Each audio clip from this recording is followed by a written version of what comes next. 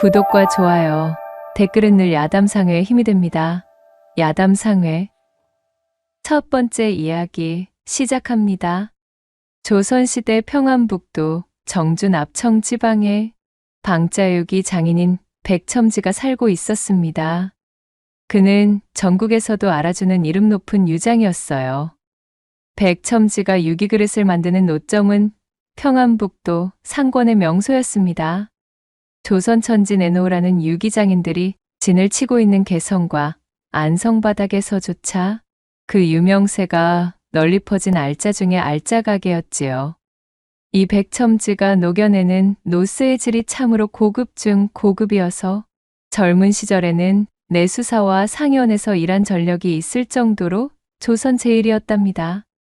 백첨지의 방자 기술이라면 조선에서는 그를 따를 장인이 없었기 때문에 그가 만들어내는 유기의 가격은 억소리가 나올 정도로 고가의 물건이었지만 양반님네들 혼수 목록에 빠지면 섭할 정도로 인기가 좋았습니다. 수요에 비해 공급이 턱없이 모자라니 물건값이 치솟는 것은 당연한 이치였지요. 한양 세도가며 권세가에서는 금은보화를 잔뜩 싸질머지고 혼수를 해가도 이 백첨진의 유기그릇이 혼수품에 들어있지 않으면 양반의 체면이 깎여나갈 정도였으니 참으로 그 위세가 드높기로는 말도 못할 지경이었습니다. 아이고, 내 삭신이야. 관절이라는 관절이 멀쩡한 곳이 없구만 기래. 아무리 몸이 박살나도록 일을 해도 주문을 맞추려면 시간이 영 모자라는구먼. 주문이 산더미처럼 쌓인 탓에 일이 잔뜩 밀려 집으로 돌아가지도 못한 백첨지가 노점에 딸린 방에서 쓰러지다시피 몸을 던지며 투덜거렸습니다. 그리곤 등을 붙이자마자 기절하듯 잠에 빠져버렸지요. 다음 날 아침 일찍 눈을 뜬 백첨지가 기지개를 펴며 방에서 나와 공방을 둘러보는데 거렁뱅이를 겨우 벗어난 듯한 웬 젊은 총각이 공방의 화덕 옆에서 자신이 잠들었던 흔적을 치우고는 빗자루로 그 자리를 깨끗이 청소하고 있는 것이 아니겠어요? 백첨지가 헛기침을 하며 인기척을 던지자 총각이 하늘로 튀어오르듯 파들짝 놀라며 몸을 돌렸습니다. 그 모습을 본 백첨지가 말했지요. 이 공방 주인인 나의 허락도 없이 월담을 하여 내 목숨보다도 귀중한 공방의 화덕 옆에서 잠을 자긴 하였으나 제가 더럽힌 자리를 말끔하게 소재하는 것을 보아하니 경우는 밝은 청년이로구나. 그래, 무슨 사연인지는 모르겠으나 마땅히 기거할 곳이 없다면 이곳에서 잔심부름을 하며 안목 거들어 보지 않겠느냐? 아니, 정말이십니까요? 뭐든 시켜만 주신다면 반드시 밥값을 해내보이겠구만요. 잔뜩 기가 눌려 벌벌 떨던 청년은 백첨지의 말에 고개를 들어올리며 대번에 얼굴이 밝아졌고 그날부터 거렁뱅이 청년 강보는 백첨지의 노점 가게방에서 숙식하며 낮이면 기운 좋게 풀무지를 하는 것으로 거지 신세를 벗어나게 되었습니다. 아버지, 오늘도 녹그릇을 잔뜩 만들었나요? 궁금한데 어째서 나에게는 보여주지 않으려고 하시는 거죠? 제가 계집아이라 그래요? 백첨지에게는 보연이라는 이름의 무남동녀 외동딸이 있었습니다. 노쇠와 한 몸으로 지내던 백첨지에게는 눈에 넣어도 아프지 않을 소중한 여식이었지요. 왈가닥의 기질을 가지고 있던 이 보연은 틈만 나면 공방으로 들이닥쳐 제 아비가 일하는 모습을 구경하고는 하였는데 어느 날 공방에 들렀다가 대뜸 풀무질에 여념이 없는 강보를 발견하고는 외쳤습니다. 어랍쇼. 뭐야? 누군데 우리 아버지의 공방에서 풀무지를 하고 있는 거야? 강보가 공방에서 숙식하여 아무리 꾀죄죄한 꼬락서니를 지니고 있기로서니 초면부터 바로 천대하는 태도를 보이자 강보는 어이가 없었습니다. 이거사 왔으면 일하는데 방해되지 않게 얌전히 구경이나 하다가 갈 것이지. 어쩌자고 일하고 있는 강보를 귀찮게 구는 게냐. 강보? 아니, 아버지. 이 강보라는 사람이 언제부터 여기서 일한 거예요? 아이고, 그건 내가 알아서 무엇하게. 거 불무지라는데 방해하지 말고 이리 비켜서 거라. 그나저나 너는 어찌 이리 공방에 자주 오는 게야? 논물이라도 튀면 어쩌려고 그러냐? 어이구, 못 말리겠구만. 보현의 무례한 등장에 기분이 그리 유쾌하지는 않았지만 자신을 거두어준 백첨지의 여식임을 알게 된 강보는 퉁명스러운 태도를 보이는 보현을 한번 슥 훑어보고는 아무런 대꾸도 없이 제 일에 열중하기 시작했지요. 보현은 화덕의 열기로 발그스름해진 뺨을 잔뜩 부풀리며 뾰루퉁해져서는 그런 강보의 뒷모습을 물끄러미 보다 말고 흥 하고는 몸을 돌려 공방에서 나가버렸습니다. 노쇠를 만들기 위해 용로에 합금을 할 때 가장 중요한 것은 바로 구리와 주석의 비율이었습니다. 그리고 그 황금 비율은 공방에서 오로지 백첨지 혼자만 알고 있는 특급 비밀이었지요. 이후의 공정에서 추가되는 몇 가지의 재료와 비법 역시 오직 백첨지만이 쥐고 있는 기술이었습니다. 백첨지의 노점에는 종업원이 10댓 명이나 되었지만 방자를 두드리고 펴며 완성품으로 다듬어내는 기술도 마지막 마무리는 항상 백첨지의 몫이었습니다. 백첨지는 쉽사리 자신의 비결을 내어주지 않았어요. 방자육이 제작에서 가장 중요한 비법을 꽉 틀어진 백첨지가 못마땅하여 제자를 가장한 종업원으로 들어왔다 견디지 못하고 나가는 자들이 부지기수였으나 강보만큼은 마치 우직한 황소처럼 자리를 지켰습니다. 자신을 거둬준 백첨지를 은인으로 모시며 갖은 굳은 일도 마다 않고 묵묵히 자신의 존재를 키워나갔지요. 그렇게 서너 해가 흐르자 강보는 풀무지를 면하게 되었고 백첨지는 드디어 강보에게 초벌방자 기술을 전수해 주었습니다. 강보가 조실부모하고 어릴 때 거지로 연명하다 백첨지의 공방까지 흘러들어왔으나 백첨지 덕택에 봄바탕이 드러나게 되었답니다. 얼굴은 이목구비가 훤칠해 제법 날카롭게 빠졌으며 연일 망치와 풀무로 다져진 상체는 어느새 근육이 붙어 떡하니 벌어졌습니다. 또한 키는 자그마치 팔척에 가까워졌으니 참으로 듬직하고도 근사한 사내가 되어 노점 근처 장터에서는 이 강보를 모르는 상인이 없을 지경이 되었습니다. 예전에는 백첨지의 방자유기를 구경하려 모여들었던 귀부인들이 어느덧 구석에서 망치질을 하고 있는 강보를 보기 위해 모여들 정도였지요. 어머나, 참으로 이런 공방에 처박혀서 논물이나 튀기고 있기에는 퍽 아까운 청년일세. 천한 유장질은 그만두고 우리 집 머슴으로 났었으면 알맞겠구만. 아니, 이 여편네가 채통머리 없이 이 무슨 망발이신가. 하지만 그 의견에는 나 역시 적극 동조하는 바이네. 중년의 여인들이 농을 던지며 깔깔 웃음을 터뜨렸으나 강보는 별일도 아니라는 듯 제 일에만 열중할 뿐이었습니다. 그리고 노점에서 저만치 떨어진 골목길 어귀에서 그런 강보를 물끄러미 허나 그윽하게 애가 타는 눈길로 바라보고 있는 한 여인이 있었으니 그녀는 바로 백첨지의 여식 보현이었지요. 보현은 공방에 놀러오는 사이 훌쩍 사내가 되어버린 강보에게 어느새 크나큰 연심을 품게 된 것이었습니다. 강보 저 자식 언제 저렇게 훤칠해져서는 말이야. 처음 이곳에 흘러들었을 때는 그야말로 거렁뱅이 몰골을 벗어나지 못하였거늘 언제 저리도 근사한 사내가 되었다지? 보현은 마른 침을 꿀꺽 삼키며 강보의 주변에서 질척거리고 있는 중년 귀부인들을 향해 인상을 쓰며 이를 갈았지요. 그러다 결국 어느 여름날 사달이 벌어지게 되었습니다. 점심때만 되면 강보는 지게를 지고 반마장쯤 떨어진 백첨진의 집에 가서 공방 인부들 먹을 점심밥상을 지고 오는 것이 일과였습니다. 그날도 용로에서 한창 합금 작업을 하다 점심때가 가까워져 점심밥상을 짊어지기 위해 집으로 달려가니 강보의 온몸에서 땀이 비오듯 했습니다. 집에는 마침 보현이 부엌에서 나오며 강보를 맞이했지요. 어휴, 얘 강보야. 몰골이 그게 뭐니?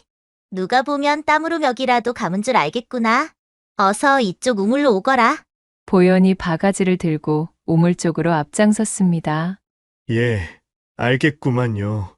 강보가 쭈뼛거리며 우물가로 따라서자 한여름 부엌에서 아궁이에 앉아 점심상을 장만하느라 땀을 한 바가지 흘린 보현의 치마가 찰싹 달라붙어 둔부의 굴곡이 그대로 드러나 있는 것이 아니겠어요? 강보는 난생 처음 두 눈으로 보는 여인의 적나라한 몸매에 깜짝 놀라 그만 하초가 뻐근해지고 말았습니다. 일밖에 모르고 살던 강보에게는 너무나 강렬한 진풍경이었지요. 아니, 얘 좀 봐. 뭘 그리 멍청이 섰어? 설마 등목할 줄 모르는 게니? 이리 와 엎드려 보렴. 보현은 키득거리며 우퉁을 벗어던진 강보의 등에 우물물을 퍼부었습니다. 고운 손바닥으로 강보의 등을 문지르다가 문득 밀어도 밀어도 끝이 보이지 않는 강보의 넓은 등짝에 매료되고 말았지요. 어쭈? 제법. 익은 홍시빛깔이 된 얼굴로 곁눈질을 하던 보현이 침을 꼴깍 삼키며 강보의 앞가슴 쪽도 물을 뿌리며 문지르자 콧바지를 뚫을세라 강보의 대들보가 공중을 향해 발포할 기세로 쿵쾅거렸습니다. 맙소사. 저게 대체? 보현은 자신의 눈을 의심했지요. 제 눈으로 목격한 강보의 육중한 대들보는 그간 보현이 억눌러 오던 인내심을 박살내기에 충분한 것이었습니다. 에라이, 모르겠다. 이리 따라오거라. 그 길로 보현은 강보에게 달려들고는 그를 부엌 뒤쪽으로 끌고 가 치마를 깔아두고 불타오르는 용광로 속에서 녹아내리는 쇳물 마냥 어우러지고 말았지요. 불꽃 같은 청춘 남녀의 화라산 같은 거사에 한여름 매미들도 무얼 아는 듯 신이나 목청껏 우러져쳤습니다. 그날 이후로 강보는 점심상을 받으러 갈 때마다 보현에게 잡혀 그냥은 돌아오지 못하는 신세가 되고 말았습니다. 그녀는 집에 아비가 없는 틈을 타서 점점 대담해져서는 제 집 부엌이며 우물 옆에 자리한 갈대밭이며 발길 닿는 곳이면 닥치는 대로 늘러붙어 누가 유기장인의 딸이 아니랄까봐 강보와 함께 용광로를 만들기 일쑤였지요. 강보는 이러다 큰일이 난다며 보현을 저지하려 했지만 그녀는 완강했습니다. 자신의 요구에 응하지 않으면 아버지인 백첨지에게 말해 강보를 공방에서 쫓아내게 만들 것이라며 엄포를 놓았습니다. 다소 과격한 방도이긴 했지만 사실 보현은 더 이상 이대로 강보를 홀로 방치해 두었다가는 기부인들의 머슴으로 팔려가 그를 잃게 될지도 모른다는 생각에 덜컥 겁을 집어먹고 이렇듯 강보를 점 찍어두려는 심산이었습니다. 강보를 향한 춘심이 너무 과해 앞뒤 잴 틈도 없이 일이 되고 말았지요. 아무것도 모르는 강보는 그저 보현의 말을 얌전히 따를 수밖에 없었답니다. 그러던 어느 날 강보가 점심상을 지고 불이 나게 노점으로 가는데 담벼락 그늘에 앉아 졸고 있던 관상쟁이가 벌떡 일어나더니 대뜸 강보의 길을 막으며 외쳤습니다. 아니, 이보게나. 자네, 나 좀 잠시 보셔야겠어. 자네의 관상이 확 변하고 말았구만 그래. 예? 그 말을 들은 강보가 깜짝 놀라 반문하고는 관상쟁이의 영감을 밀치듯 제쳐버리고 헐레벌떡 노점으로 뛰어왔습니다. 숨을 몰아쉬며 안색이 새파래진 강보를 발견한 백첨지가 무슨 일이냐 물어보니 강보는 그야말로 벼락을 맞은 표정이 되어 손살에 쳤지요. 강보는 앞이 캄캄했습니다. 관상보는 영감쟁이가 내가 사부님의 여식과 그리도 음흉한 짓을 저질러 온 것을 몽땅 알아채고 말았구나. 그 짓을 하면 얼굴이 변하는가 봐. 설마 몇 번을 하였는지도 모조리 드러나는 것은 아니겠지. 나는 이제 꼼짝없이 내쫓겨나겠구나. 순진한 강보는 온갖 잡생각을 떠올리며 불안에 떨다가 우선은 관상쟁이 영감이 헛소리를 퍼뜨리고 다니지 못하도록 입막음을 하려는 것에 생각이 미쳐 그간 쓰지 않고 고이고이 모아둔 품삯을 챙겨들고 관상쟁이 영감에게로 향했지요. 강보를 발견한 관상쟁이가 키득키득 웃으며 그를 반겨주었습니다. 저기, 도사님, 부탁입니다요. 제발 아무에게도 이르지 말아 주십시오. 이 돈은 제 전 재산이나 다름없으니 이것으로 부디. 그 잡스러운 푼돈은 되었고, 자네 그 고개를 한번 들어보시게. 관상쟁이 영감의 말에 강보가 중죄를 저지른 죄인 마냥 푹 숙이고 있던 고개를 들자 그의 얼굴을 유심히 보던 관상쟁이가 말했습니다. 자네의 상이 그야말로 횡재수를 받아 팔자를 고쳐먹을 상이 되었구만. 자네의 팔자가 송두리째 바뀔 게야. 관상쟁이의 말에 그간 백첨지의 여식과 그렇고 그런 행위들을 한 것이 몽땅 들통난 게 아님을 알아차린 강보는 놀란 가슴을 쓸어내리며 한숨을 푹 쉰 뒤 말했지요. 아니, 영감님, 팔자를 고치다니요. 지금 제 형편이 어떤지 알기나 하십니까? 낮에는 뼈 빠지게 일하고 일하다 말고 뼈 빠지게 봉사하느라 육신이 모자랄 지경인디 겨우 세경 몇 푼 받는 놈이 이리 살아서 무슨 수로 팔자를 고친답니까? 강보의 말에 관상쟁이가 희죽거리며 답했습니다. 자네는 지금 주인을 위해 일하고 있지만 자네의 주인 역시도 지금 자네를 위해 일하고 있다네. 자네가 아주 예전에 지어놓은 복이 이제야 빛을 발하겠구만 그래. 도대체 그것이 무슨 뜬구름을 잡는 소리입니까요? 강보가 모르겠다는 표정으로 물었지만 관상쟁이는 강보가 내민 돈에서 엽전 하나만을 쏙 들어 빼가고는 복채는 이거면 되었네. 라고 말하며 웃더니 이내 사라져버렸습니다. 그날 밤 잠을 이루지 못하던 강보는 자리에 누워 관상쟁이의 말을 되뇌이고 있었습니다. 주인은 자네를 위해 일하네. 대체 이것이 무슨 소리란 말이여. 도통 알 수가 없구만. 강보는 천정을 올려다보며 골똘히 고민하다 새벽 늦게서야 겨우 잠을 이룰 수 있었지요. 그렇게 시간이 쏜살같이 흘러 몇 해가 더 흐르고 여름이 거의 끝나가는 늦여름과 가을의 초입 사이에 계절이 찾아왔을 때였습니다. 기력이 쇠한 채 장질부사에 걸려 비실비실하던 백첨지가 백약이 무효하여 위독해져 자리에 드러누웠습니다.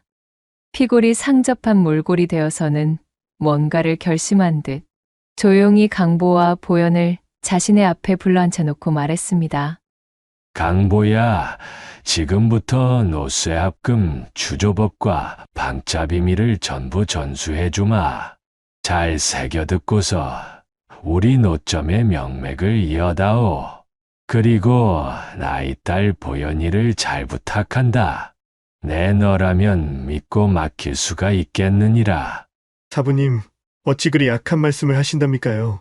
강보 너는 기억이 나지 않겠지만 사실 너와 나는 아주 예전에 한 번의 인연이 더 있는 사이였단다. 나도 최근에서야 내 목덜미 근방에 나 있는 흉터를 보고서야 너를 알아볼 수가 있었지.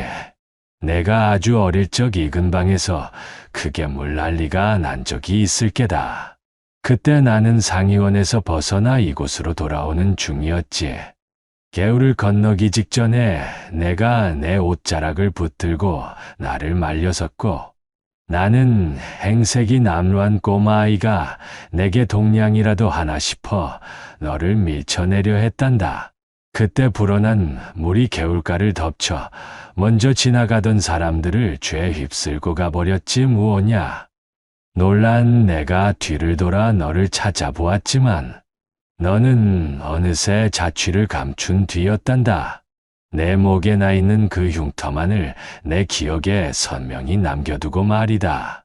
내 덕에 내가 목숨을 구제하여 지금까지 이리 호의호식을 할 수가 있었던 게지.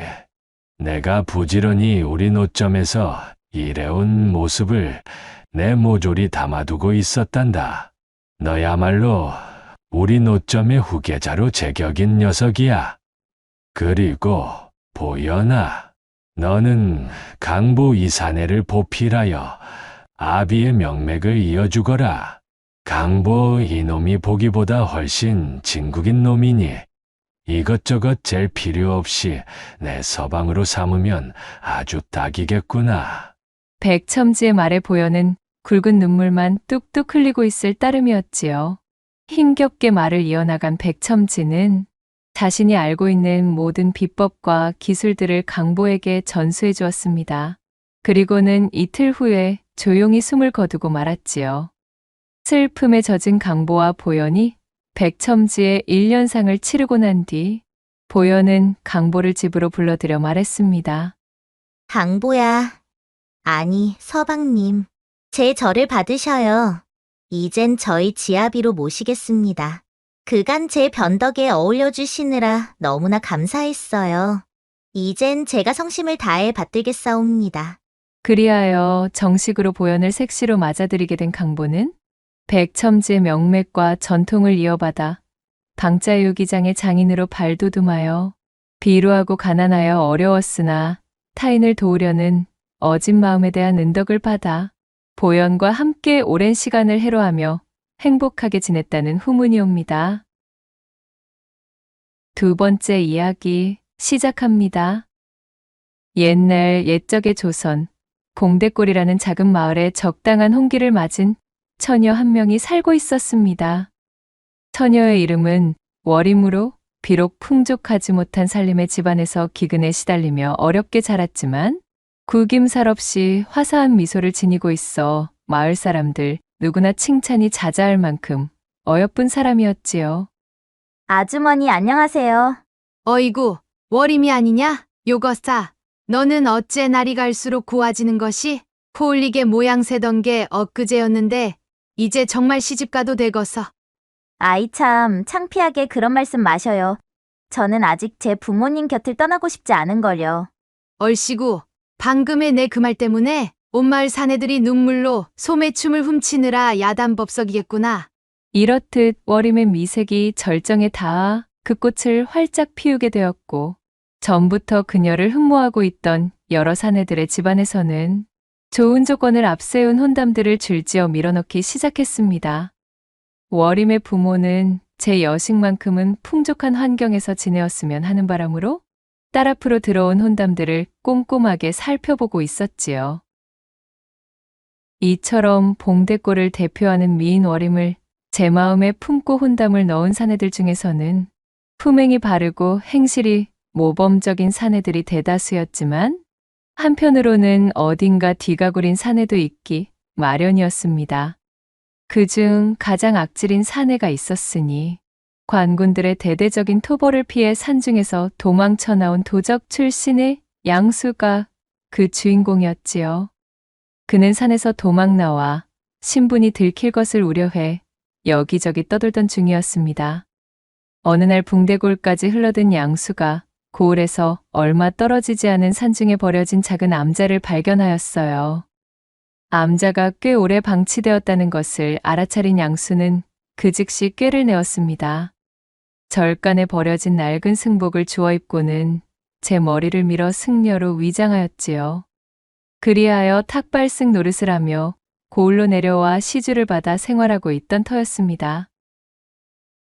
여느 때와 마찬가지로 양수가 승복을 뒤집어 쓰고 시주를 받으며 봉대골 여기저기를 돌아다니던 중 우연히 월임의 집에 방문하였다가 월임을 처음 보고는 그만 첫눈에 반해버렸던 것이었습니다. 어머, 스님.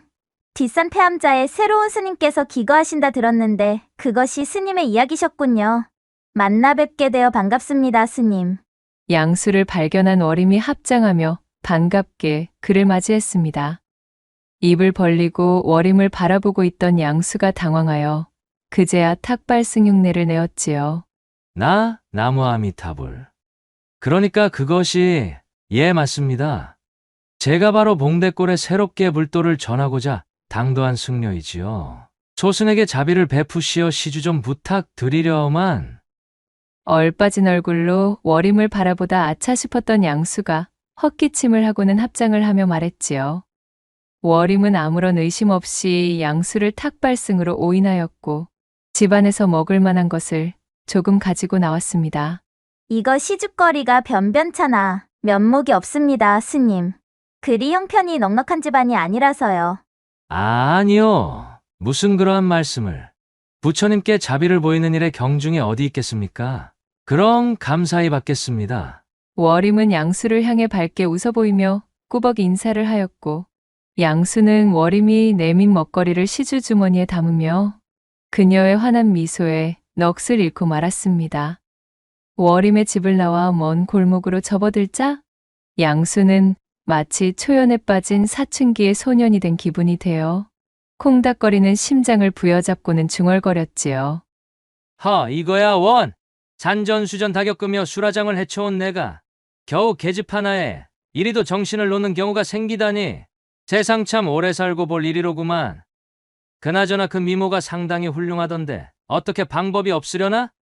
재버릇해 못 준 도적 출신의 양수가 온갖 망나니스러운 생각들로 머리를 가득 채워보았지만 지금의 가짜 탁발승 처지로는 워림에게 무엇을 해볼 방도가 없었습니다. 양수는 입맛을 쩝 다시며 워림의 집을 돌아보았습니다. 저만치서 집으로 들어가는 그녀의 뒷모습을 눈에 담은 후 떨어지지 않는 발걸음을 옮겼지요. 그날 이후 워림에게 단단히 빠져버린 양수는 틈만 나면 시주를 가장하여 워림의 집 근처를 배회하기 시작했습니다. 어느 날 양수가 다른 집에서 시주로 받은 인절미를 들고 워림의 집 앞으로 찾아왔습니다. 워림에게 맛있는 인절미를 나눠줄 생각으로 잔뜩 들떠 보였지요. 그녀의 집 담벼락에서 얼쩡대고 있으려니 담 너머 안쪽에서 워림과 그녀의 어머니가 대화하는 목소리가 들려왔습니다. 얘야, 그래서 어느 집 혼담에 응할 것인지는 따로 정해둔 것이 있느냐? 어머니 저는요? 저 아래 물레방아 옆집의 최씨 아저씨네 둘째 아들이 제일 괜찮은 것 같아요. 오냐? 그래, 이 어미의 생각도 그러하구나. 아무래도 적당히 살림살이도 번듯하고 밥 굶을 일도 없는 데다가 또 너무 형편이 차이가 나서 시집살이를 하느라 시달릴 만한 집도 아니고 말이야. 사실 혼인 따위는 아무래도 좋은데 저는 아직 이 집을 떠나고 싶지 않은걸요. 이 집에서 어머니와 함께 지내고 싶은데. 으이구 이거사, 혼담도 다 때가 있는 법이고 혼기도 놓치면 다시는 돌아오지 않는 법이란다. 젊음은 마냥 너의 곁에 머무는 선물이 아니니 그런 소리 일랑 접어두고 괜찮은 조건의 혼담이 들어올 때 미루지 말고 얼른 날짜를 잡자꾸나. 내 매파 할멈에게 근시일 중으로 우리 집에 들르라 전해놓으마. 알겠어요, 어머니. 본의 아니게 두 사람의 대화를 엿듣게 된 양수는 당장 발등에 불이 떨어진 기분이었습니다. 이대로 구경만 하다가는 워림이 최씨네 둘째 아들 놈인지 뭔지에게 넙죽 시집을 가게 생겼으니 말이지요. 자신은 워림에 대해 아무런 자격도 없지만 그렇다고 순순히 그녀를 빼앗기고 싶은 마음은 전혀 없었던 양수는 궁리를 거듭하던 끝에 한 가지 묘책을 떠올렸습니다. 이튿날 양수는 목탁과 염주를 챙겨 들고 워림의 집을 방문했지요. 주어들은 연부를 기세 좋게 읊조리며 시원스레 목탁을 두드리던 양수는 소리를 듣고 사립 밖으로 나와 본 워림의 어미를 향해 호들갑을 떨기 시작했습니다. 나무아미타불 관세음보살. 모른 척 지나가려 하여도 집안에 달라붙어 있는 애끼가 원혼이 너무도 강렬하여 도저히 발이 떨어지지 않는구나. 아니 스님, 그것이 무슨 말씀이십니까요? 애기라니요? 난데없는 불길한 소리를 내뱉는 스님의 연불 소리에 워림의 어미는 놀란 눈으로 반문했습니다. 그녀가 미끼를 물자 더욱 신이 난 양수는 엄살 섞인 몸짓으로 목탁을 두드렸지요. 애끼라 함은 모름지기 엄청난 원한을 품고 스스로 유명을 달리한 뒤 제 꼬락서니와 똑같이 당할 희생자를 물색하여 저승길에 내려가고자 혈안인 그야말로 악독한 원혼. 보살님의 집터에 그 지독한 애끼가 달라붙어 있구려. 양수가 흥이 오른 거짓부렁으로 엄포를 놓아대자 워림의 어미는 사색이 되고 말았습니다. 그녀는 양수의 소매자락을 붙들고 말했어요. 아니 스님, 설마 우리 집에 무슨 병고를 가져오는 것은 아니겠지요? 그간 지독히도 가난하게 지내오면서 이제야 겨우 딸아이 혼담으로 형편이 조금 밝아지나 싶던 차에 대체 이게 무슨 소동인지 모르겠습니다요. 바로 그것이 문제입니다. 아무래도 원혼의 주인이 시집을 가지 못하고 떠난 손말명이라 이 집안의 따님을 길동무로 삼으려 하고 있어. 말을 잇지 못하고 새파랗게 질린 얼굴로 입만 벙긋거리는 월임의 어미를 보자 양수는 속으로 쾌재를 부르며 이거다 싶었습니다. 하나뿐인 여식의 경사스러운 혼담을 앞둔 월임의 어미가 양수에게 제발 도와달라 간청하였습니다. 양수는 두 눈을 감고 목탁을 두드리며 깊은 한숨을 내쉬었지요. 물론 속으로는 새어나오는 웃음을 억지로 참느라 혼쭐이 나던 중이었습니다. 참으로 안타까운 이야기지만 이 애끼는 그리 간단한 방법으로 퇴치할 수 있는 수준의 것이 아니외다. 양수가 거드름을 피우며 버티고 있으니 결국 월임의 어미는 땅바닥에 주저앉으며 애원하기 시작했습니다. 스님, 무엇이든지 알 터이니 제발 제 딸 좀 살려주십시오. 아직 꽃도 피워보지 못한 저 어린 것이 부모 잘못 만나 지금까지 고생만 하며 살아왔는데 이제서야 혼사를 앞두고 허리 좀 펴나 하는 와중에 참말로 이게 무슨 청천벽력 같은 소리십니까요? 월임의 어미는 목 놓아 눈물을 흘리며 소리쳤고 양수는 한쪽 눈으로 실눈을 뜬 채 그녀를 힐끗 내려다본 뒤 헛기침을 하며 무겁게 입을 열었습니다. 방법이 아예 없는 것은 아니외다. 애끼에게 곁을 내주지 않을 만한 법력을 지닌 사람과 짝을 이룬다면 따님의 신변에는 아무런 해도 없을 것이오. 그의 말에 월임의 어미가 눈을 번쩍 뜨고 자리에서 일어나 물었습니다. 스님, 그러한 법력을 지닌 사람이 대체 누굽니까요? 어지간한 범인이 그런 신통력을 지닐 리가 없지 않습니까? 물론 그러합니다. 예컨대 저같이 오랜 기간 수행을 쌓은 숙녀 정도가 그런 능력을 가지고 있다 할 수 있지요? 네, 아니 스님, 혹시 그렇다면 예, 맞습니다. 따님을 제게 내어주셔서 혼사를 치르게 되면 이번 애끼는 어떻게 막아볼 수 있을 듯도 합니다만. 허나 스님, 출가하신 분이 어찌 혼인을 하실 수가? 월임의 어미가 살며시 의심의 눈초리를 보내자 양수는 버럭 기세를 높여 대꾸하였습니다. 물론 실제로 혼인을 하는 것은 아니지요. 그저 혼인의식을 가장하여 원혼의 눈을 속이며 또한 그것을 징표 삼아 애끼의 접근을 막자는 것입니다. 아무튼 천기라 할 만한 유일한 방법을 알려드렸으니 어떠한 결정을 내리든 그것은 이 집안 사람들의 자유겠지요? 아무튼 따님의 명줄은 바로 보살님의 결정에 달려있음을 유념하시기 바랍니다. 양수는 오히려 언짢다는 듯 이야기하였고 월임의 어미는 난색을 표하며 입을 다물고 말았습니다. 마지막 쐐기를 박을 차례라 여긴 양수가 거드름을 피우며 말했어요. 선택은 빠르면 빠를수록 좋으니 부디 신중하게 고려해야 할 것이오. 저는 내일 아침이면 이 봉대골을 떠나 수행길로 오를 예정이니 내일 다시 들러 부인의 결정을 들어보겠습니다. 이 말을 끝으로 양수는 목탁을 두드리며 돌아가 버렸고 가짜 탁발승의 뒷모습을 눈으로 쫓던 월임의 어미는 망연자실한 표정으로 굵은 눈물만 뚝뚝 흘리고 있었습니다. 그날 밤 월임의 어미는 제 딸의 목숨을 구하는 일이라는 생각에 결국 마음을 정했습니다. 사정을 전해들은 월임 역시 의연한 모습을 보이려 애썼지만 벅차오르는 슬픔까지는 차마 감출 수 없었지요. 탁발승에게 시집을 가야만 하는 이 운명의 장난 같은 현실에 한숨이 나왔습니다. 어머니, 너무 슬퍼하지는 마셔요. 제 팔자에 정해진 운명이 그러하다면 어쩔 수 없이 따라야지요. 저는 괜찮을 거예요. 자신의 어미가 슬퍼할 것을 염려해 아무렇지 않은 척하는 딸의 마음을 알기에 월임의 어미는 붉어지는 눈시울을 감추지 못했습니다. 그렇게 야속한 시간이 훌쩍 흘러 다음 날이 되었고 양수가 등에 뚜껑이 달린 커다란 망태를 짊어지고 월임의 집에 나타났지요. 길을 떠날 채비를 끝낸 월임이 제 부모와 마지막 인사를 나누고 있었습니다.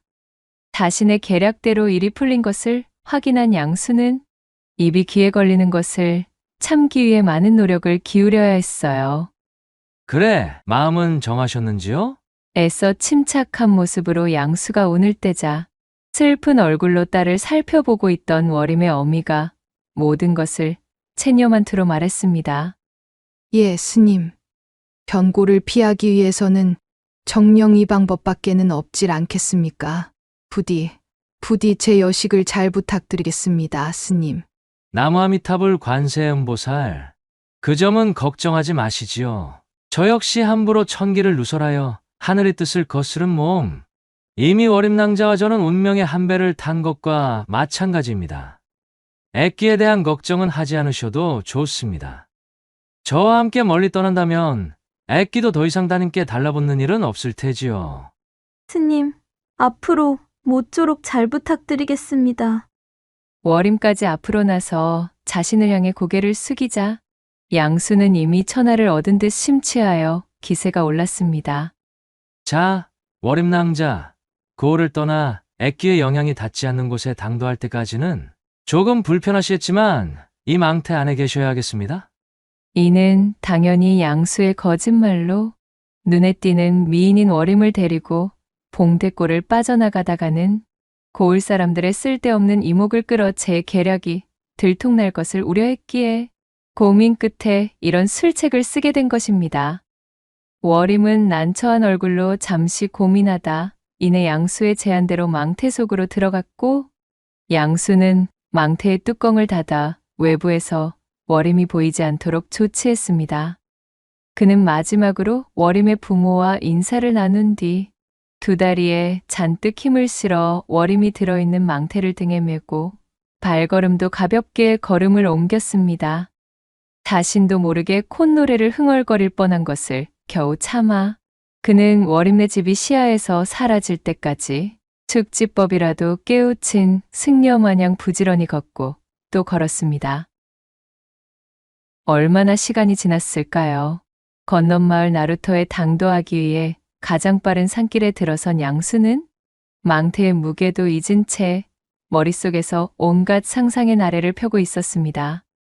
한때는 자신의 산채의 관군들이 들이닥쳐 모든 것이 끝나버릴 뻔한 도적놈이었으나 지금은 고을에서 가장 빼어난 미인을 제 아내로 삼아 아무도 모르는 먼 곳으로 도망쳐 살림을 차릴 예정인 새 신랑이 되었으니 그는 어깨춤이 절로 나오는 것이었습니다. 자고로 사람은 이 머리를 잘 써야 몸이 편하다. 이 말씀이지? 만약 내가 신분 좋은 집구석에서 태어났으면 이거 분명 영의정까지 해먹었을 제목인데 말이야. 양수는 속으로 이러한 생각까지 하며 쾌재를 부르고 있었지요. 바로 그때였습니다. 산세가 조금 깊어진다 싶던 찰나 수풀이 우거진 곳이 요란하게 흔들리며 소란스럽다 싶더니 잿빛의 늑대들이 고개를 내밀며 튀어나오는 것이었지요. 아니 늑대! 이곳에 늑대의 서식지가 있었단 말인가? 양수는 깜짝 놀라 주춤거리며 뒷걸음질 쳤습니다. 어딘가 쫓기는 듯 보이는 늑대들은 눈앞에 양수를 향해 번뜩이는 송곳니를 드러내며 으르렁대고 있었지요. 졸지에 목숨을 위협받게 된 양수는 워림이 숨어있는 묵직한 망태를 메고서는 결코 늑대들에게서 도망칠 수 없다는 것을 깨달았습니다. 쳇! 아깝지만 별 수 없겠군. 일단은 내 목숨이 가장 중하니 말이야. 그는 야비한 눈빛으로 조심스럽게 망태를 땅바닥에 내려놓았습니다. 그러자 늑대들이 망태를 향해 모여들었고 킁킁대며 코를 박고 망태의 냄새를 맡는 사이 양수는 불이 나게 주랭랑을 쳐 저만치 떨어진 바위 틈의 뒤에 숨어버렸습니다.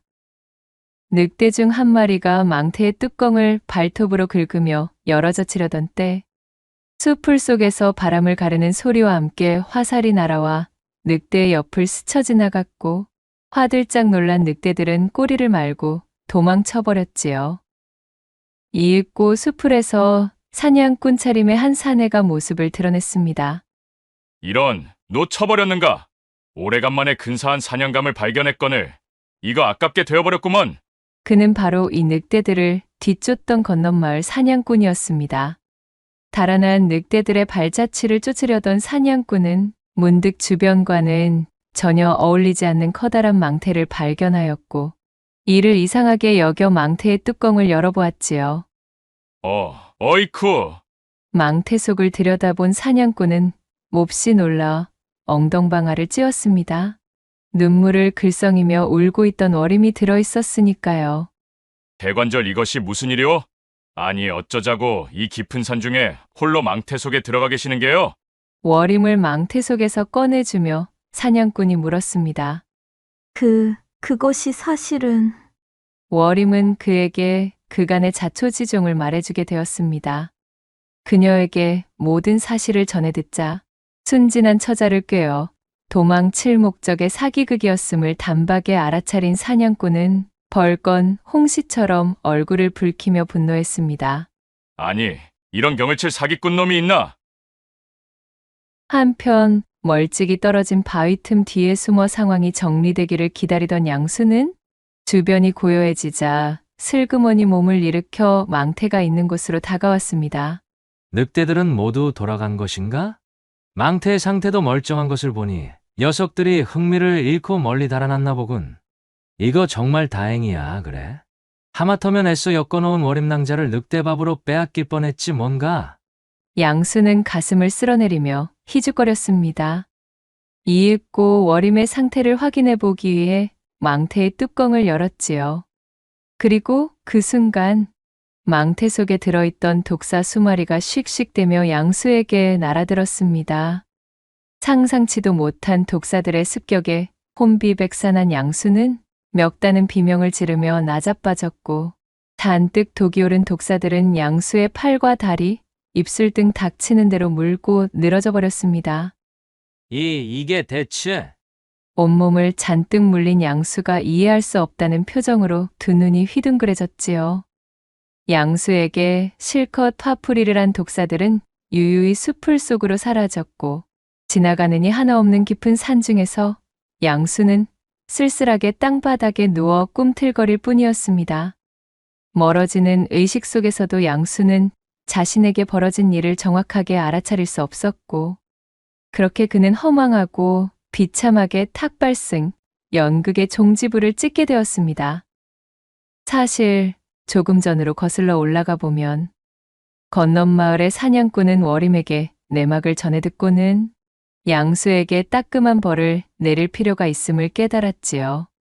그는 주변에서 작은 바위들을 모아서 워림의 몸무게와 엇비슷하게 맞추었습니다. 그리고는 망태 안에 던져 넣어 마치 워림이 속에 들어있는 것처럼 보이게 만들었어요. 이놈 어디 따끔한 맛 좀 봐라. 마지막으로 사냥꾼은 약재상의 팔기 위해 잡아두었던 독사들이 잔뜩 들어있던 주머니를 망태 속에 던져 넣고 뚜껑을 닫았습니다. 그리하여 사냥꾼의 친절한 안내를 받으며 하산하여 무사히 자신의 집까지 되돌아올 수 있었던 워림은 하마터면 사기꾼의 새치 혀에소가 머나먼 땅에서 사기꾼의 아내로 살 뻔한 위험으로부터 벗어나게 되었습니다. 그녀는 제 부모와 눈물의 재회를 가지며 서로를 얼싸안았고 사냥꾼에게도 깊이 감사 인사를 전하였지요. 그리고 그것이 새로운 인연이 되었으니 이것저것 혼담을 잴 필요도 없이 사냥꾼과 일사천리로 혼인을 맺어 두 사람은 이후로도 봉대골에서 가장 금슬이 좋은 부부로 오래도록 행복하게 지냈다는 후문이 옵니다. 마지막 세 번째 이야기 시작합니다. 하늘에 걸린 달이 뿌옇게 내린 빛이 퍼져 있는 옛 조선의 어느 날 밤, 어디선가에서 들려오는 젊은 처자의 한숨 소리가 고슬프게 구름 사이를 찢으며 들려오고 있었습니다. 소리의 주인공은 바로 유난히도 긴 속눈썹을 내리깔고 있던 소담이라는 이름의 처자였지요. 소담은 요즘 이런저런 생각으로 잠을 이루지 못하고 있었습니다. 자신을 거두어 돌봐주던 미봉댁이 결국 자리에 몸져 누웠기 때문입니다. 그녀가 이른바 어머니처럼 모시던 미봉댁은 하늘이 정해준 수명에 다가서 노쇠하자 그만 깊은 병세를 얻고 말았습니다. 어머니, 어서 기운을 차리셔야지요. 아직 창창하신데 이렇게 꾀병을 부리시기가 있나요? 애써 웃음 지으며 농 아닌 농을 섞어 말하는 소담의 눈가엔 어느새 눈물이 그렁그렁 맺혀 있었습니다. 소담은 자신의 친어미가 아닌 이 미봉댁을 어머니라고 부르고 있었어요. 그도 그럴 것이 소담은 본디 몰락 양반의 출신으로 군구파의 인사였던 소담의 아버지가 중앙정계의 혼란에 휘말려 살림 세력들에게 축출당해 집안이 풍비박산나게 되자 소담을 몰래 빼돌린 유모의 도움으로 겨우 그녀만이 화를 면하게 되어 멀리 탈출할 수 있었습니다. 졸지의 터전과 부모 가족, 친지들을 모두 잃고 갑작스레 세상으로 내던져진 소담은 양반의 여식으로 온실 속 화초처럼 자라왔기에 그야말로 야생의 바깥 세상에 대한 내성이 전혀 없었습니다. 든든한 버팀목이 되어주던 양반 가문의 배경이 사라지자 할 줄 아는 것 하나 없는 곱게 자란 규수가 험준한 세상을 버텨내기란 여간 힘든 일이 아니었지요. 내 비록 온갖 화를 입은 처지이나 한가로이 슬퍼할 겨를이 없구나. 일단은 목숨부터 부지하고 볼 일이야. 이대로 정신을 놓고 있다가는 바로 황천의 객이 되기 알맞겠어. 그나마 소담의 천성이 묻어나고 적응력이 좋았기에 양반 출신이라는 자존심을 그 즉시 내던지고 허들에 시리며 품삯팔이며 손에 들어오는 일은 닥치는 대로 주워 담으며 입에 풀칠을 해왔습니다. 서투른 솜씨와 쉽게 고갈되는 체력의 탓으로 한때는 제 발 아래에 내려보던 평민계급의 자들에게 험한 욕지기를 들어먹는 일이 비일비재하였지만 어찌되었든 복수며 제기며 내 몸 하나 건사하고 나서야 생각할 일이었으니까요. 그렇게 소담이 세류에 몸을 싣고 여기저기 떠도는 생활을 하던 와중 우연찮게 흘러든 곳이 이곳 다산골이었고 주막에서 식모자리를 알아보며 기웃거리고 있던 소담을 때마침 지나가던 미봉댁이 발견하여 제 집으로 들이게 된 것이었지요. 소담이 지내고 있는 다산골은 고을 이름에 걸맞을 만큼 풍요로운 출산이 잦은 곳이었습니다. 작은 마을치고는 꽤 높은 인구 밀도를 가지고 있어 노동력 또한 모자람이 없는 곳이었어요. 다산골에는 네 집에서 산통이 시작됐다 하면 한 걸음에 달려가 아이를 받아내던 솜씨 좋은 산파가 있었는데 그 산파가 바로 미봉댁이었습니다. 미봉댁 역시도 어린 나이에 조실부모하여 홀로 자라본 경험이 있었기에 우연히 마주친 소담을 딱하게 여겼던 것입니다. 거지몰골의 소담을 집으로 데려온 미봉댁은 그녀의 시시콜콜한 사정은 따지고 묻지도 않았습니다. 그저 소담이 힘든 사연을 내려놓고 마음 편히 지낼 수 있도록 보살펴 주었지요.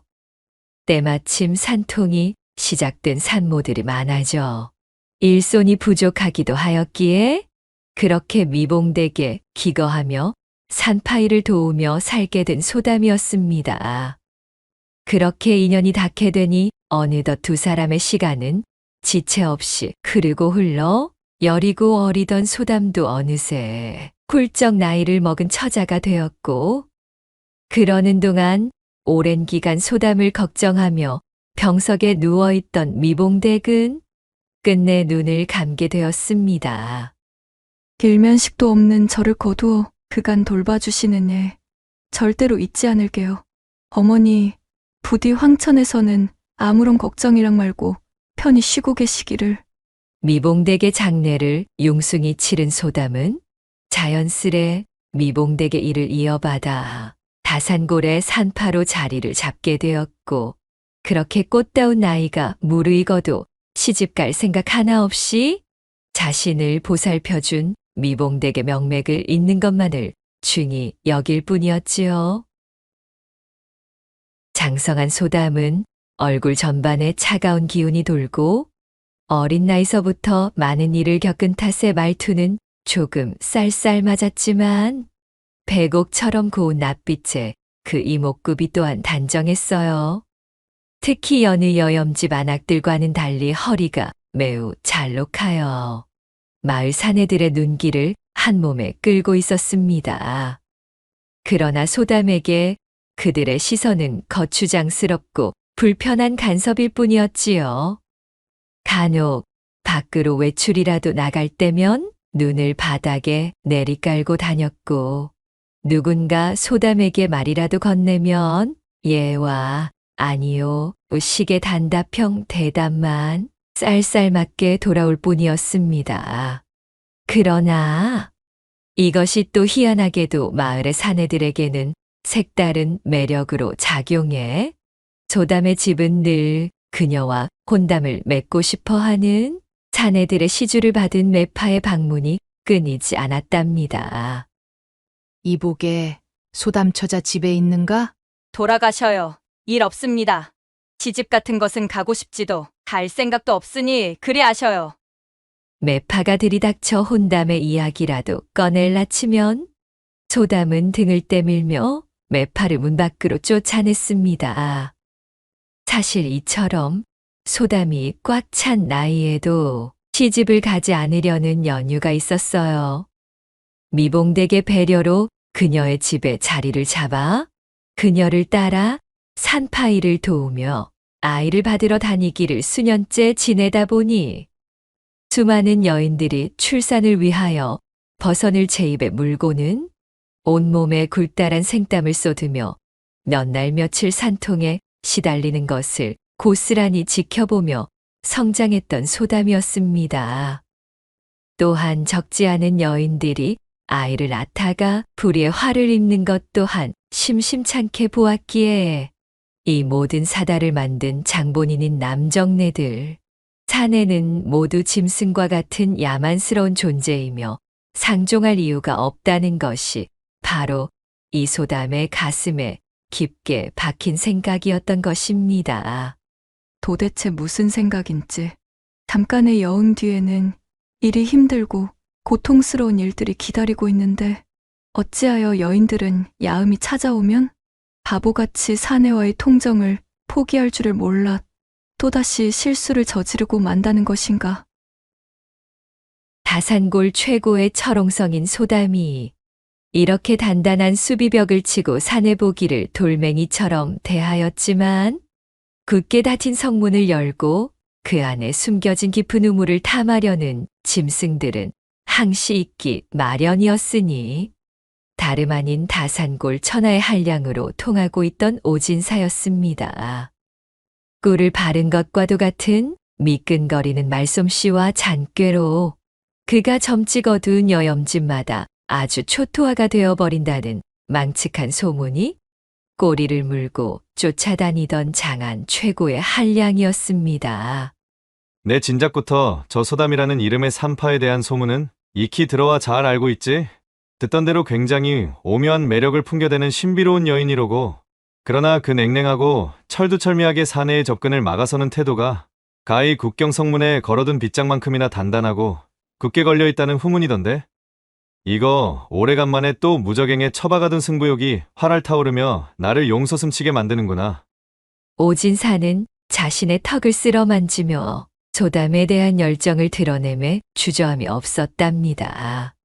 어찌하면 그녀에게 주술처럼 잠겨져 있는 사내에 대한 깊은 거부감과 그것을 우회할 수 있는 방도가 있을까?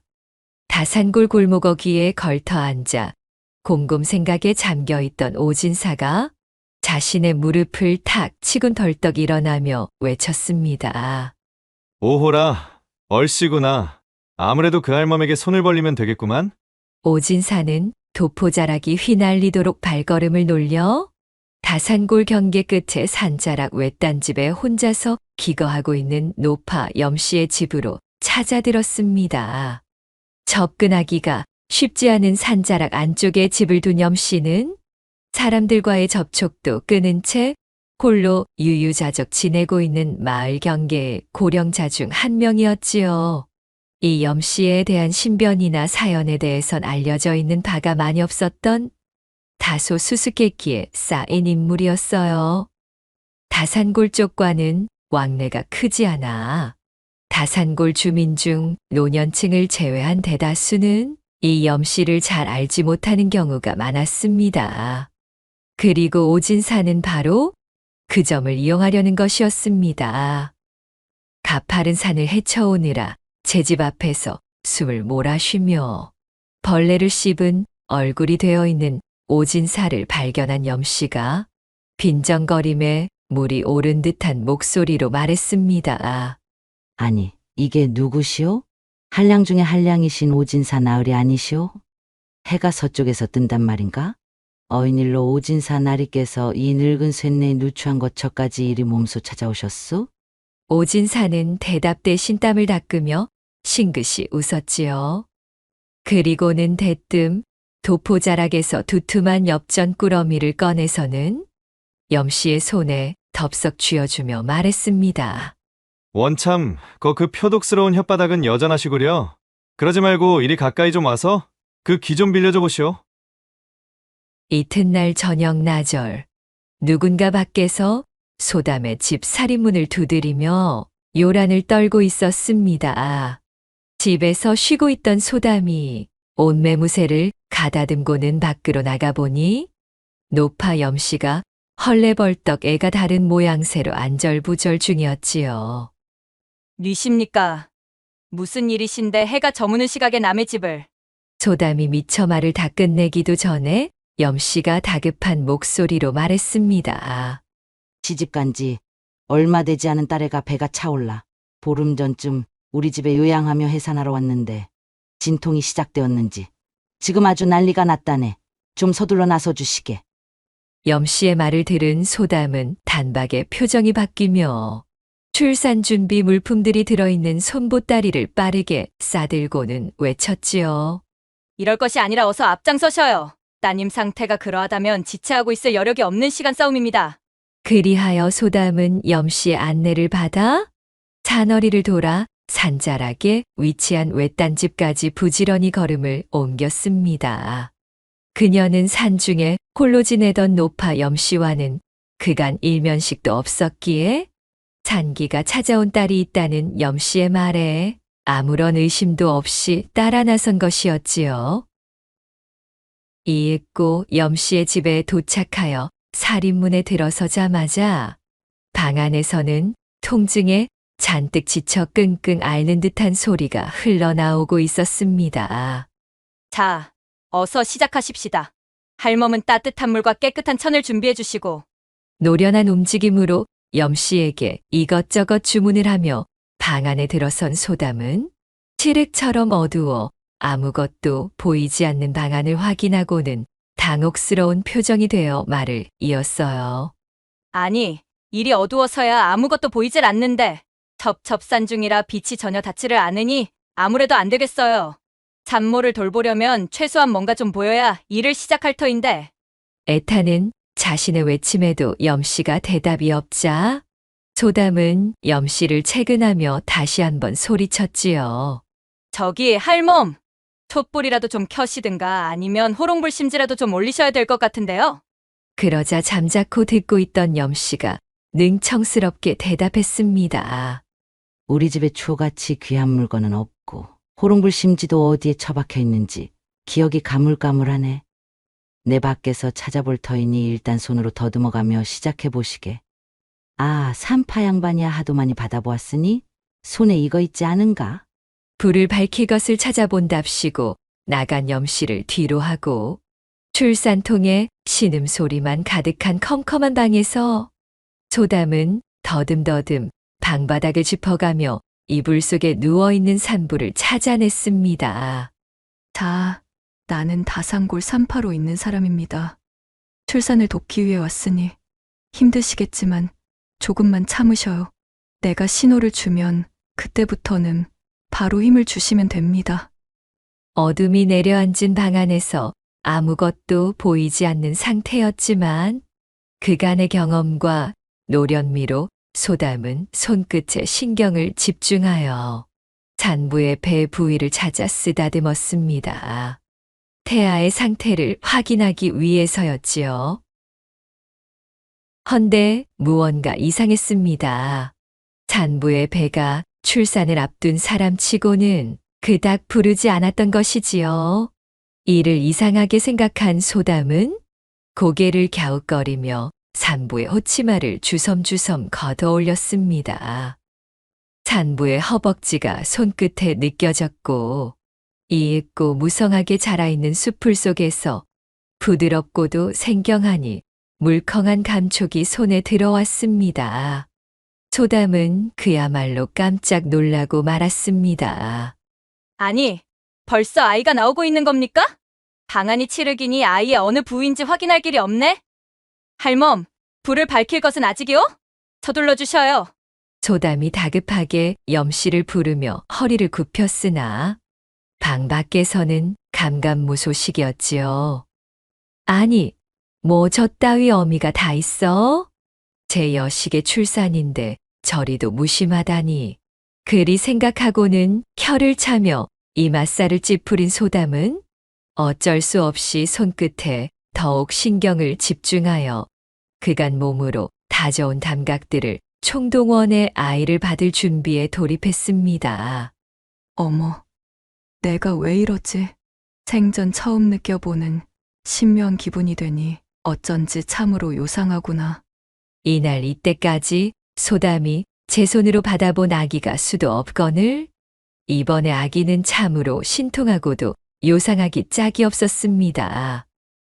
여전히 빛 한 줄기 들어오지 않는 시커먼 어둠 속의 방 안에서 감각에만 의지한 채 한껏 용을 쓰며 손을 놀려 아이를 덥석 쥐어들자 마치 번개가 직격으로 내리치기라도 하듯 소담의 온몸을 짜릿하니 불꽃으로 휘감는 듯 흐른 것이었지요.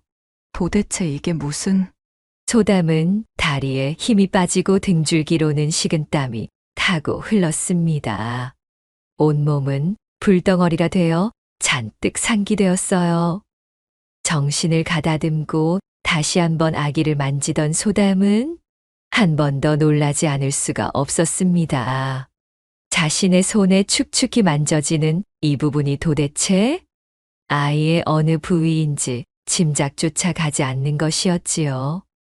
아기의 머리 부분이라기엔 턱없이 작고 아기의 손이라고 하기엔 또 손가락이 하나도 만져지질 않았습니다. 양수로 추정되는 액체가 듬뿍 묻어 소담의 손 안에서 미끈미끈대며 요리조리 움직이고 있는 이 부위는 도통 신기하기 짝이 없는 형태와 일찍이 소담이 한 번도 접해보지 못한 촉감이었지만 희한하게도 그 온도만큼은 타는 숯마냥 뜨거웠습니다. 이 손으로 만져도 저 손으로 만져도 도무지 알 길이 없는 와중 소담은 점점 제 얼굴이 달아오르는 연유를 헤아리지 못하고 있었지요. 그러자 지금까지 잠자코 있던 산부가 몸을 쓱 움직여 소담에게 다가섰습니다. 칠흑의 어둠 속에서 산부의 손에 이끌린 소담은 마치 비몽사몽과도 같은 형세가 되어 대체 내가 왜 이러지? 라는 소리만을 중얼거리며 눈을 지그시 감고 방바닥에 몸을 뉘기에 이르렀지요. 이 어두운 방에서 소담의 손에 맡겨져 있던 염씨의 딸이자 산부.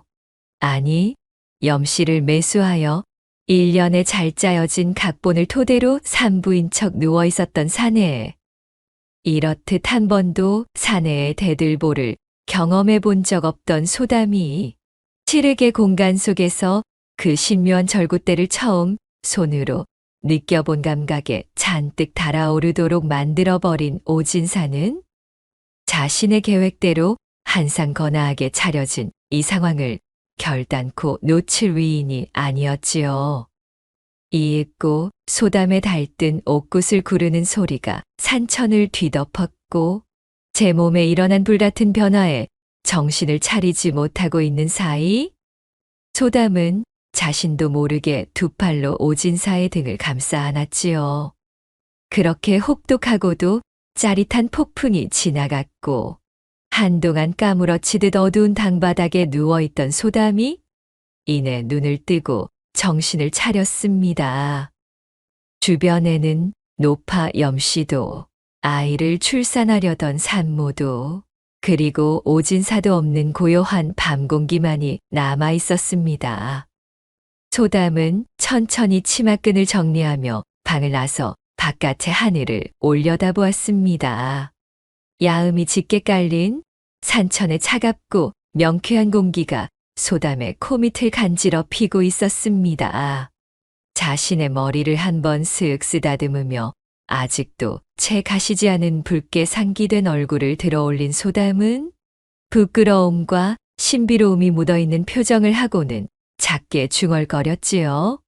아녀자들이 산통으로 까무러칠 때는 치더라도 이 맛을 잊지 못해 그렇게도 통정을 나누며 아이를 가지는 것이었구나. 오진사의 계략 덕에 느즈막이 음양아빌의 커다란 이치를 깨닫게 된 소담은 어쩐지 시원섭섭해진 모습이었으나 잔자락을 내려오는 그 발걸음만은 몹시도 경쾌해진 모습이었지요.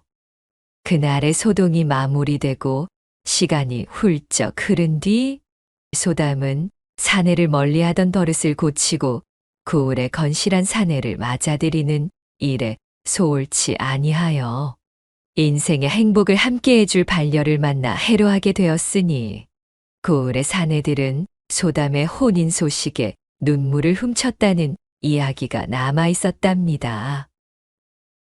한편 그날 소담에게 잊지 못할 별세계를 선사해 주었던 오진사는 드디어 목표로 하던 소담의 굳게 닫힌 성벽을 잔꾀로 열어젖힌 제 스스로를 대견히 여기다 못해 어깨에 힘을 싣고 잔뜩 기뻐하느라 염씨의 집에서 고을까지 하산하는 동안 험한 산세를 주의하지 않았지요. 제 발걸음에서 방정맞음을 주체하지 못하였으니 어찌 변고가 생기지 않았을까요? 그만 천길 낭떠러지를 피할 길 없이 실족하여 불귀에 객이 되고 말았으니 고을에서는 갑자기 자취를 감춰버린 한량 오진사에 대한 소문만이 무성하였으나 끝끝내 그를 다시 본 사람은 아무도 없었더라는 후문이 옵니다. 구독과 좋아요, 댓글로 야담상회를 응원해 주셔요. 늘 잊지 않고 야담상회를 찾아주시는 여러분들 시청해 주셔서 참으로 감사합니다.